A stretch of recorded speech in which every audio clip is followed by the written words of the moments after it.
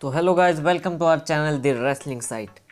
तो आज की इस वीडियो में हम देखने वाले हैं 5 exact moments when WWE stars decided to leave the company. इन स्टार्स ने WWE लीव करने के बाद इंटरव्यूज में ये बताया कि वो कौन सा मोमेंट था जब उन्होंने मन बना लिया कि वो WWE के साथ आगे काम नहीं करने वाले हैं।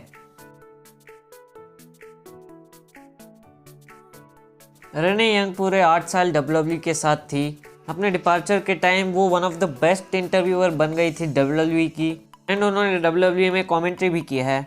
हमें रेने यंग की फाइनल अपीयरेंस समर स्लैम 2020 के किक ऑफ शो में देखने को मिली।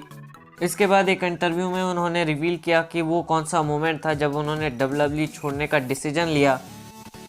उन्होंने बताया कि जिस दिन WWE बैकस्टेज कैंसिल हो गया उसी दिन उनके कोविड-19 रिपोर्ट्स पॉजिटिव आए, एंड वही मोमेंट था जब उन्होंने कंपनी छोड़ने का डिसीजन बना लिया। उन्होंने कहा वो जो चीज़ें कर सकती थी इस कंपनी में उन्होंने वो सारी चीज़ें कर दी है।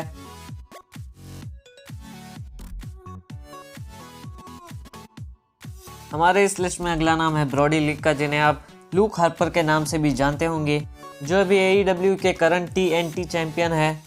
इन्होंने क्रिस जेरिको के टॉक इज जेरिको पॉडकास्ट में अपने WWE छोड़ने के डिसीजन के बारे में बात की। ब्रोडी अपने आखिरी दिनों के बारे में बताते हैं WWE के साथ। WWE ने उन्हें एक रोल दिया था सैमी ज़ेन के साथ अलाइन होने का, जिसमें बेसिकली वो सैमी ज़ेन के बॉडीगार्ड होने वाले थे। उन्होंने बताया ये एक ऐसी चीज़ थी जो बिल्कुल ही नहीं करना चाहते थे वो, क्योंकि उन्होंने अपने पूरे करियर में यही किया है।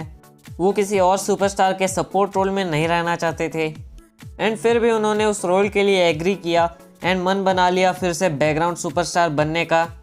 बट फिर WWE ने कहा कि ये प्लान आगे नहीं जाने वाला है। WWE ने इस आइडिया को ड्रॉप कर दिया।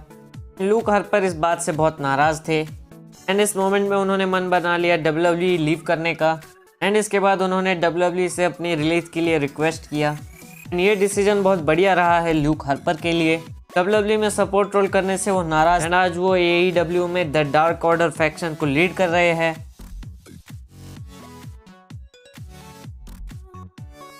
जून 2019 में एक इंटरव्यू में MVP ने अपने 2010 में WWE को छोड़ने के डिसीजन को रिवील किया।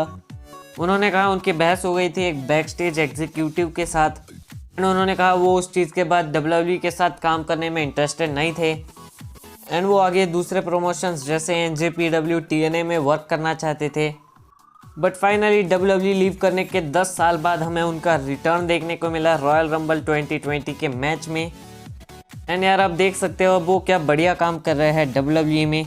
उन्होंने सिर्फ अपने WWE करियर को ही नहीं but Shelton Benjamin and Bobby Lashley के करियर को भी संभाला है अभी द हर्ट बिजनेस में इन्वॉल्व कर वरना WWE तो वेस्ट ही कर रही थी बॉबी लैशली को।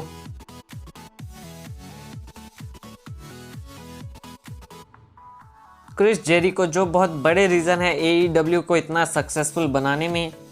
AEW के फर्स्ट पेपर व्यू डबल और नथिंग के बाद एक इंटरव्यू में क्रिस जेरिको ने अपने WWE छोड़ने के डिसीजन के रीज़न को रिवील किया।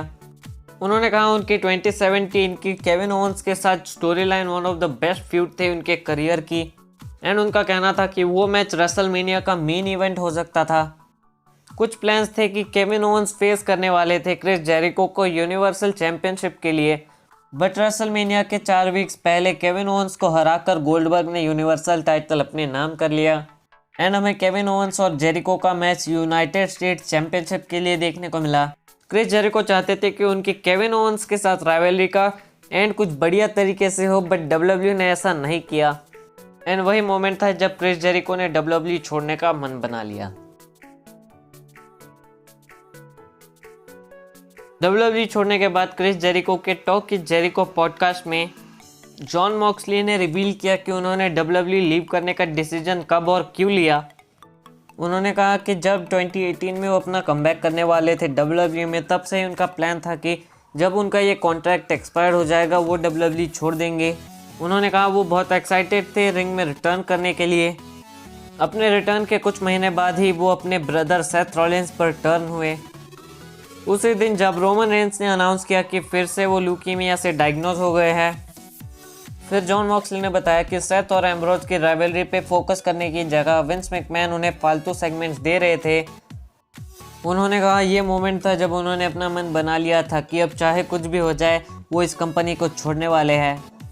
एंड फिर से ये डिसीजन बहुत बढ़िया रहा जॉन मॉक्सली के लिए, क्योंकि AEW जिस तरह से उन्हें ट्रीट करते हैं शायद ही WWE उन्हें आगे करने वाली थी। John Moxley current AEW world champion भी है। तो आज की वीडियो के लिए बस इतना ही। आई होप आपको ये वीडियो पसंद आई होगी, तो इस वीडियो को लाइक करें और कमेंट करके हमें अपने ओपिनियंस बताएं एंड हमारे चैनल को सब्सक्राइब भी कर दें। हम आपके लिए ऐसे ही रेसलिंग रिलेटेड वीडियोस लेके आते रहेंगे।